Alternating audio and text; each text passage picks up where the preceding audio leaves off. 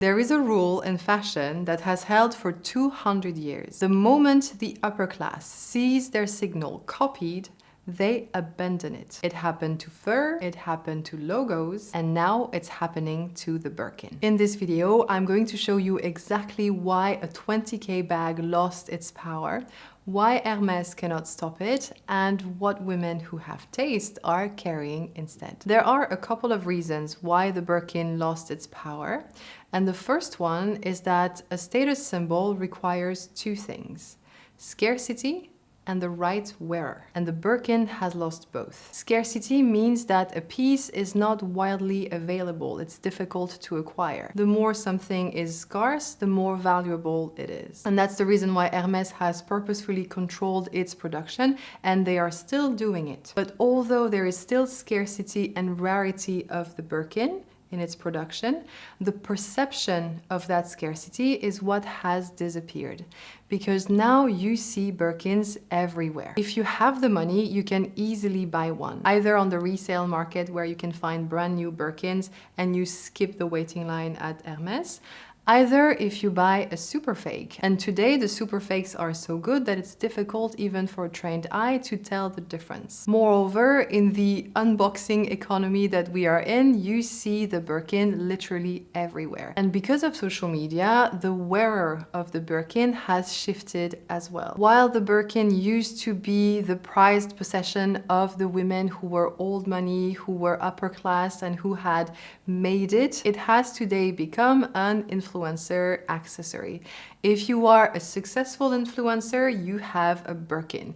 It is still a way to show that you have made it, but the way that you have made it is completely different. The other problem with associating the Birkin to the new money aesthetic is that this clashes with the Hermes brand, which is a brand that is very much about quality, heritage, craftsmanship, which are values that are opposite to the new money way of displaying success. The other reason why the Birkin has lost its power and its appeal to the classes that have taste is because of the desperation energy around getting one. It's pretty well known that Hermes won't give you the opportunity to buy a Birkin if you haven't been a loyal customer. That used to work before the Birkin became what it is today on social media, because you were showing that you really love the brand, and as a reward you were offered the opportunity to buy one of their signature bags. But what used to be about loyalty and love of the brand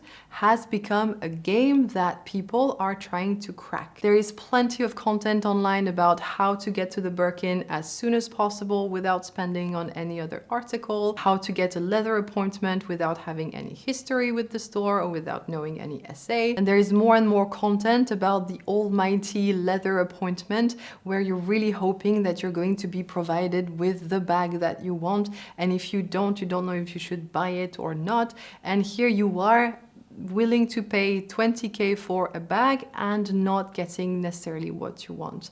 And that desperation energy is the complete opposite of luxury. Obviously, upper class women do not want to associate themselves with this kind of desperation. And the result of that is that more and more women who do own Birkins do not feel comfortable wearing them anymore, because it doesn't tell about them the story that they initially wanted it to tell. When you care about demonstrating taste, demonstrating your knowledge of the insider codes, and demonstrating your belonging to the upper class, the Birkin really clashes with that intent. So when the crowd for whom the Birkin was made and by whom the Birkin got its status is not wearing it anymore, we can definitely be sure that the bag itself is losing its appeal and its power. Now, the reason why this really is a problem for Hermes is that they can't do anything about it. They can't make less Birkins because the resale market is already out of their hands,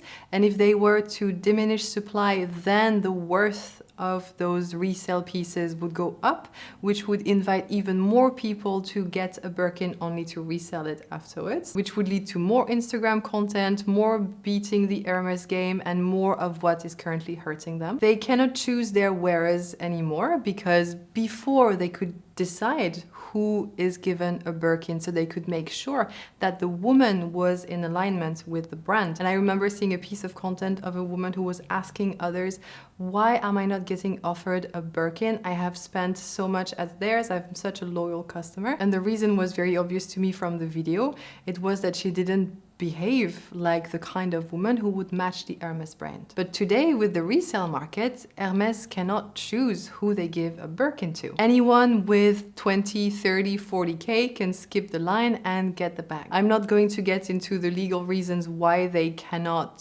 stop counterfeiting, but in a nutshell, their power to take legal action is very limited because the counterfeiters are usually not located in France or in Europe. And from a branding perspective, suing and fighting again would convey a very desperate energy, which is obviously not in line with a luxury brand. And there are still obviously women belonging to the upper class that do still wear their Birkin, but the perception of the bag is getting more and more stained by the fact that now it is just an influencer accessory that is very Instagram, that is very popular. So it's extremely likely that right now we're seeing the beginning of a movement that is going to become even bigger of the upper class leaving their Birkin behind. And it might not be a direct correlation, but recently the Hermes shares have dropped significantly. And my guess is that investors are starting to see that Hermes is on a descent because their products are more and more in the same category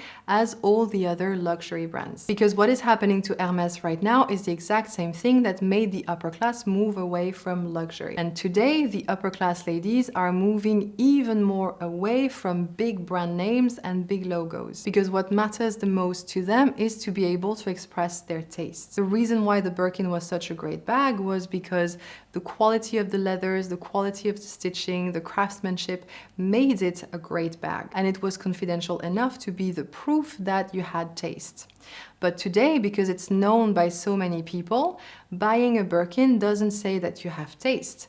At the contrary, it says that you copy whatever you see on Instagram. Upper class women are still looking for exceptional materials and exceptional craftsmanship, but they're looking for it in brands that are less known or in brands that are not known at all. And on the question of the leathers, I remember visiting an Hermes store and looking at the bags that were on display and thinking to myself that yes, the leather was great and the stitching was beautiful, but there was no difference in quality and craftsmanship from the bags that I had seen handmade by artisans in the south of France. They also selected the best leathers, they also made the bag by hand, but the bag costed 250 euros. An upper class woman is going to look for those pieces so that she can convey her knowledge of leathers, of craftsmanship, and her education. And I believe we're moving into a new era where taste is going to be the ultimate status symbol. Because buying a logo means that you do not have your own taste, you are just following whatever everybody else is doing. Whereas having the eye to find a great piece, regardless of the maison that made it,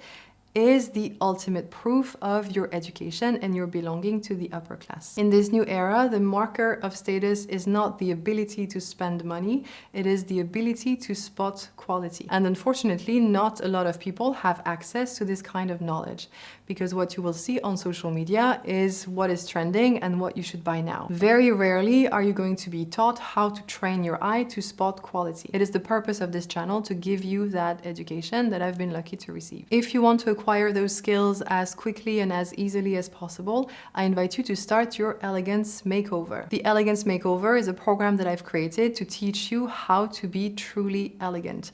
Not elegant like you see on social media, but truly elegant like the true, real upper class is elegant. You're going to learn how to build outfits so that you are perceived as an elegant, educated woman. You're going to learn how to do your makeup for every circumstance of your life, so you're sure that you're always presenting yourself in the appropriate way. You will learn how to sound confident at work and present your ideas in a way that make other people respect you. You will learn how to sound interesting when you're networking and not desperate. And you will learn the real codes of etiquette that I've learned with my grandparents in the chateau, not the ones that you see on social media that would make you look very inappropriate if you were to be in that environment in real life. To make it even easier for you, I personally help you every week during live sessions. questions. You can ask me any question that you have and I can help you prepare for important moments of your life. And to make sure that you're happy with my program and that you get a real return on your investment, your first month is guaranteed. If in the first 30 days you realize that the program is not the right fit for you,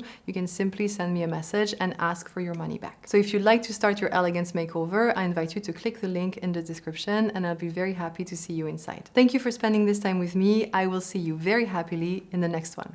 À bientôt!